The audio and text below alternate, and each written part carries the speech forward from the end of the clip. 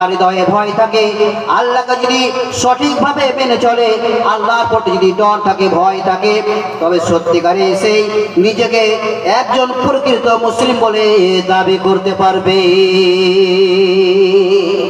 আর যদি নামাজ না পড়ে, সালাত যদি কায়েম না করে, দিনের কাজ যদি না করে, সে যদি সৎ আমল না করে, নেক আমল যদি না করে, সে নিজে কি দাবি করবে যে আমি মুসলিম? কখনো পারবে না, দাবি করতে পারবে না।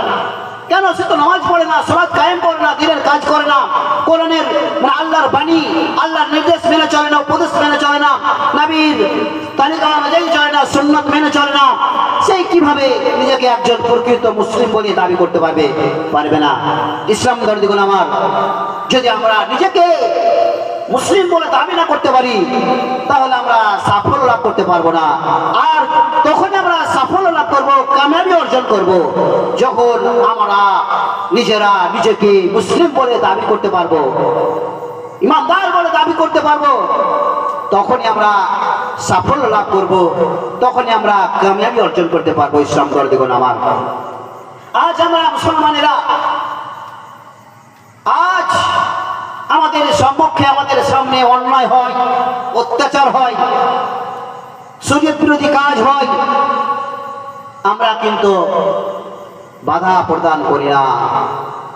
আমাদেরকে বাধা প্রদান করতে হবে, বাধা দিতে হবে, তাহলে আমরা সাফল্য লাভ করতে পারবো, কামিয়াবি অর্জন করতে পারবো। কোন ব্যক্তি ইসলামের যে বিধান রয়েছে, বিধিবিধান রয়েছে, আল্লাহ যে হদ বেঁধে দিয়েছেন, বিধান বেঁধে দিয়েছেন,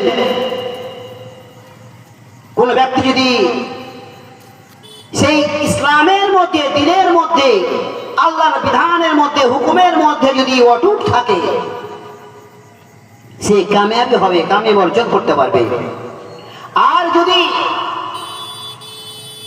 আল্লাহর বিধান থেকে, আল্লাহর হুকুমের বাইরে যদি বেরিয়ে যায়, আল্লাহ পাক রব্বুল আলামিন যে ওয়াদ বেঁধে দিয়েছেন,